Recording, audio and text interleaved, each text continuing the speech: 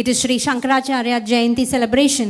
May we request our Honorable Governor to unveil the idol of Sri Adi Shankaracharya. We request Prakash Muthuswami ji, Managing Trustee of Sri Kanchi Shankaracharya Matha, to best, and we request our Governor to bestow the idol over to Prakash ji. Adi Shankaracharya is a towering spiritual genius, philosopher and saint who illuminated India's spiritual path and revived Sanatana Dharma. He was born in the 8th century. He revived and redefined Advaita Vedanta, the philosophy of non-dualism. It is part of a new project of Sandipani Sadhanalaya called Grihe Grihe Acharya Darshan. हर हर शंकर जय जय शंकर हर हर शंकर जय जय शंकर हर हर शंकर जय जय Shankar. Thank you, sir. ആദിശങ്കരാചാര്യരുടെ ഈ ഒരു മഹിമ എല്ലായിടത്തും എത്തിക്കുന്നതിനായിട്ടുള്ള പല പ്രവർത്തനങ്ങൾ പല സംഘടനകൾ ചെയ്യുന്നുണ്ട്.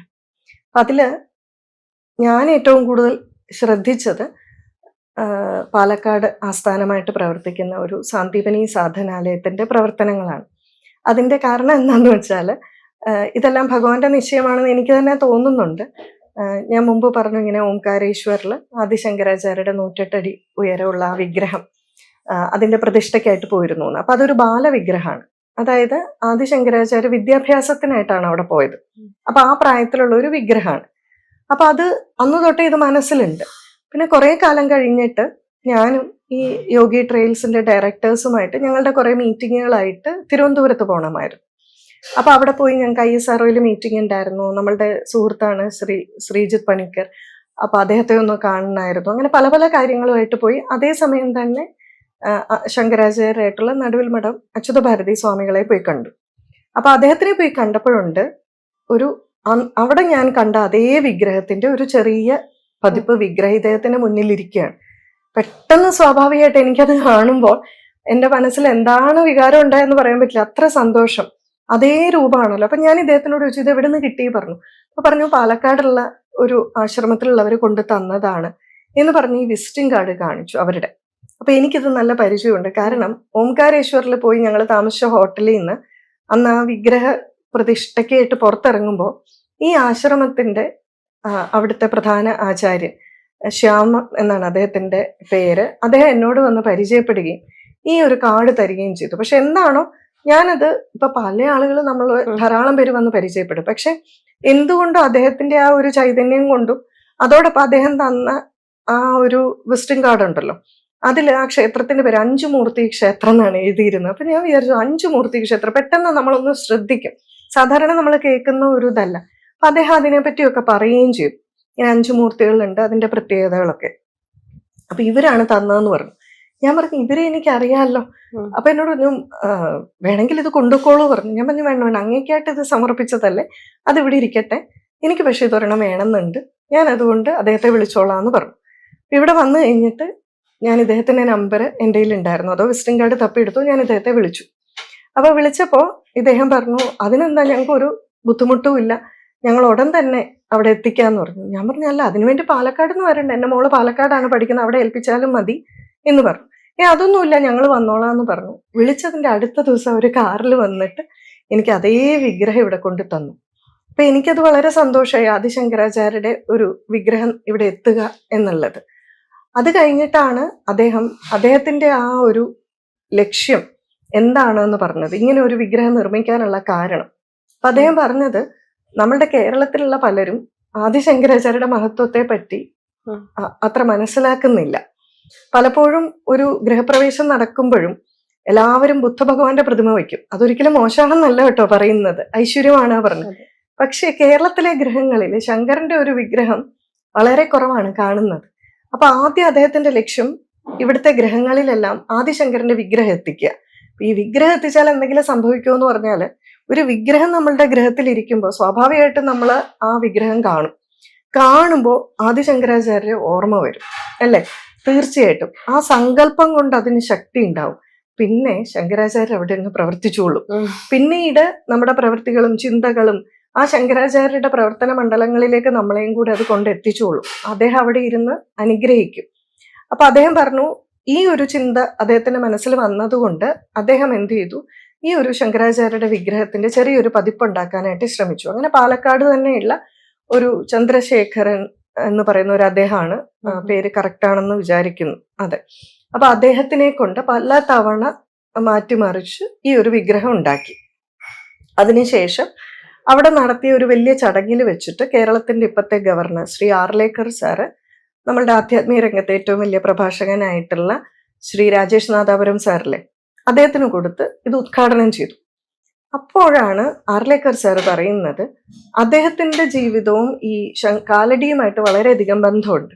ഇവിടെ ഗവർണറായിട്ട് വരുന്നതിന് തൊട്ടു മുമ്പ് അദ്ദേഹം എവിടെയോ ചെന്നപ്പോൾ, എനിക്കത് കൃത്യമായിട്ട് ഓർമ്മയില്ല, ചെന്നപ്പോൾ ഒന്ന് കാലടിയിൽ പോകണമെന്നും ശങ്കരാചാര്യ ഭൂമി സന്ദർശിക്കണമെന്നും ഏതോ ഒരു സന്യാസി വര്യൻ പറഞ്ഞു. അത് കഴിഞ്ഞാൽ ഉടനെയാണ് അദ്ദേഹത്തിന് ഇവിടെ ഗവർണറായിട്ട് വന്നത്. അപ്പൊ അദ്ദേഹം ഇത് കൊടുത്തപ്പോൾ ഈ ഒരു സങ്കല്പം ശ്യാംജി അദ്ദേഹം പറഞ്ഞു. അപ്പോൾ നമ്മൾ സാധാരണ ഇത് കൊടുക്കുമ്പോൾ ചൊല്ലുന്നത് ഹരഹര ശങ്കര ജയ ജയ ശങ്കര എന്നാണ്. ഉടനെ ഗവർണർ പറഞ്ഞു, ഗൃഹേ ഗൃഹേ ശങ്കര, കേരളത്തിലെ എല്ലാ ഗ്രഹങ്ങളിലും ഈ ശങ്കരൻ എത്തട്ടെ എന്ന് പറഞ്ഞു. അപ്പൊ അതോടുകൂടി സാന്ദീപനി സാധനാലയം തീരുമാനിച്ചു 1,00,000 ഗൃഹങ്ങളിൽ ഇത് എത്തിക്കുക എന്നുള്ളത്. പക്ഷെ എല്ലായിടത്തും സൗജന്യമായിട്ട് അവർക്ക് കൊടുക്കാൻ പറ്റില്ല. ഞാൻ പിന്നീട് ഇത് നിർമ്മിക്കുന്ന ആളുടെ ഗൃഹത്തിലൊക്കെ പോയി കേട്ടോ. അപ്പൊ അദ്ദേഹം വളരെ സാത്വികനായിട്ടുള്ള ഒരാൾ, കുറച്ച് പ്രായമായ ആളാണ്. അദ്ദേഹത്തിന്റെ വീട്ടിൽ പോയി ഇത് ഓരോന്നും, ഈ വിഗ്രഹം കൈകൊണ്ടാണ് മോൾഡിലെടുക്കും, പിന്നെ പെയിന്റ് ചെയ്യുന്ന മുഴുവൻ കൈകൊണ്ടാണ് ഓരോ വിഗ്രഹവും. അങ്ങനെ പിന്നെ വളരെയധികം വിഗ്രഹങ്ങൾ നിർമ്മിക്കാൻ തുടങ്ങി. ധാരാളം ആളുകൾക്ക് അവരെ സമ്മാനമായിട്ടും അത് കൊടുക്കാൻ തുടങ്ങി. സമ്മാനമായിട്ട് കൊടുക്കുന്നത് അവർ കുറച്ച് സമൂഹത്തിൽ സ്വാധീനിക്കാൻ പറ്റുന്നവർക്കാണ്. എന്നാൽ അവർക്ക് പൈസ കൊടുത്ത് വാങ്ങാൻ പറ്റില്ലെന്ന് ചോദിച്ചാൽ അവര് പറയുന്നത് കേൾക്കുന്ന കുറെ ആളുകളുണ്ടല്ലോ. അപ്പൊ അവർക്ക് സ്വാധീനിക്കാൻ കഴിയുന്നുള്ളത് കൊണ്ട് പലർക്കും അവർ സമ്മാനമായിട്ട് കൊടുത്തു. പിന്നെ ബാക്കിയുള്ളവർക്ക് പൈസ കൊടുത്ത് വാങ്ങാം. കാരണം ഇത്രയും നിർമ്മിക്കുമ്പോൾ ആശ്രമത്തിന് വളരെ ഒരു ഭാരിച്ച ചെലവാണ് വരിക. അപ്പൊ അവർ 500 രൂപയ്ക്കാണ് ഇത് കൊടുക്കുന്നത്.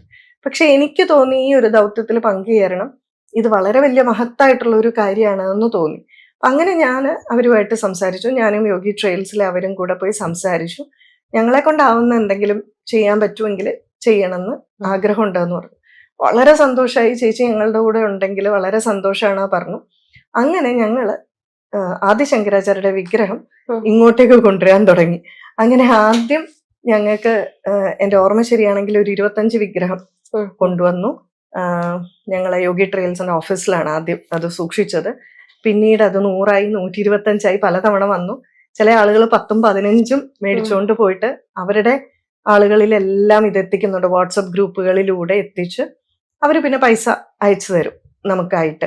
അപ്പൊ അങ്ങനെ ഇത് ഏറ്റവും കൂടുതൽ ഗ്രഹങ്ങളിൽ ഈ ആദിശങ്കര വിഗ്രഹം എത്തിക്കുക എന്നുള്ള ഒരു ദൗത്യം ഞങ്ങളും കൂടെ, സാന്ദീപനി സാധനാലാണ് തുടങ്ങി വെച്ചതെങ്കിലും സമാന മനസ്കർ ഒന്നിച്ച് പ്രവർത്തിക്കുന്നതാണല്ലോ എപ്പോഴും നല്ലത്. അപ്പൊ ഞാൻ പ്രഭാഷണത്തിന് പോകുമ്പോഴും പല ആളുകൾക്കും ഇത് സമർപ്പിക്കാറുണ്ട്.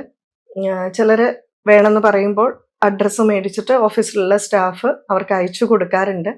എൻ്റെ ഒരു ആഗ്രഹം ജ്യോതിഷ വാർത്ത ക്രൂവിന് ഇതൊന്ന് സമ്മാനിക്കണം എന്നാണ്. നിങ്ങളുടെ ഓഫീസിൽ ഇത് തീർച്ചയായിട്ടും വെക്കണം. ഭഗവാന്റെ ആദിശങ്കരാചാര്യരുടെ എല്ലാ അനുഗ്രഹവും, കാരണം നിങ്ങളും ജ്ഞാനം പ്രസരിപ്പിക്കുന്നവരല്ലേ. അപ്പൊ ആ ഒരു ജ്ഞാനം വർദ്ധിപ്പിക്കുന്നതിന് ആദിശങ്കരാചാര്യരെ പോലെ അനുഗ്രഹിക്കാൻ വേറെ ആരാണ് നമുക്കുള്ളത്? നമ്മുടെ നാടിന്റെ ആചാര്യനാണ്. അപ്പൊ അതുകൂടി നിങ്ങൾക്കൊന്ന് സമർപ്പിക്കണം എന്ന് ആഗ്രഹമുണ്ട്. സന്തോഷപൂർവ്വം ഏറ്റുവാങ്ങണമെന്ന് അഭ്യർത്ഥിക്കുകയാണ്.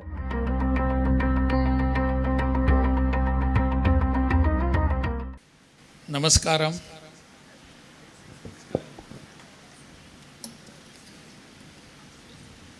Today is a day, it is just after celebrating Adi Shankaracharya's Jayanti, and I have come here to meet you all people who are devotees. And just now we have unveiled a small statue of Adi Shankaracharya. It is a great privilege for me on this very occasion here in the Sandipani Sadhanalaya. Sahodari, Sahodaran Mare, Namaskaram. Really, it is nice to be amongst you here. As we were saying, and we have seen the Adi Shankaracharya's Murti Vigraha is there. I happened to be to Kaladi. Happened to means I purposely went there to Kaladi, at birthplace of Adi Shankaracharya. There are padukas are there of Adi Shankaracharya. I had a darshan. That time I was governor of Bihar when I went there. I do not know what Adi Shankaracharya had in his mind. Immediately after 1 month, he called me to be governor of Kerala. It was just for 1 month prior to this, I was there at his feet. And there is also one more reason to it. Why I had come to Kaladi? Because Adi Shankaracharya is spread over all our humanity and our country. In every Hindu's or Sanatani's heart, Adi Shankaracharya resides. In Bihar, there is one place, and that place is called Mahishi. Mahishi is the place where Shastrartha between Adi Shankaracharya and Mandana Mishra was held. That Shastrartha was held there. I visited that place first. And then I came to know that Adi Shankaracharya had come here for this Shastrartha. All our learned people will be understanding. I can't understand that what the Shastrartha and how it was. But you all will understand. That day I had some intuition that I should go to this place of Adi Shankaracharya. And that brought me here. I went there. I was expecting a very big mandir there, temple there. But there is not such a big devoted place. I think Chinmay Mission people, they are already there active in this. It should have been our part that Adi Shankaracharya, such a great person, we call him Bhagwan, and he is a gift of Kerala to the humanity. Why we should not have such a big temple or a center of pilgrimage there? Just yesterday, you all are aware, our beloved Prime Minister was in Kerala. Yesterday morning, before leaving Raj Bhavan, I was having a chat with him. We were sitting together, only two of us. I mentioned about this Kaladi's Shankaracharya's birthplace to the Prime Minister. He said, yes, I know.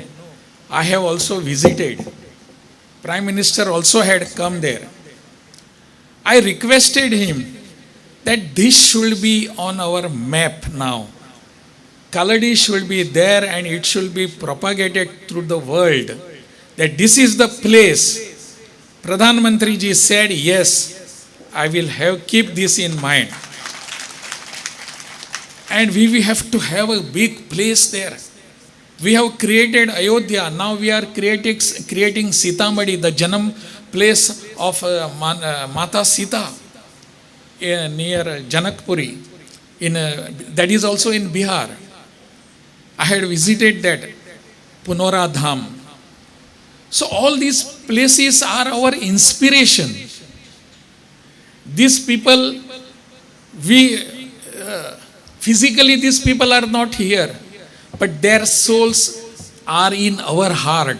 Their preachings, their inspirations, their principles, all these are in our hearts. And that is the reason why you have already taken this as a campaign. Har Har Har Har Har Shankar, Jai Jai Shankar. I will like to add one more sentence to this. It should be हर हर शंकर घर घर शंकर. हर घर में, in every house, Shankar has to be there. This murti has to be there. This vigraha has to be there in every house. Then comes Jai Jai Shankar. हर हर शंकर घर घर शंकर.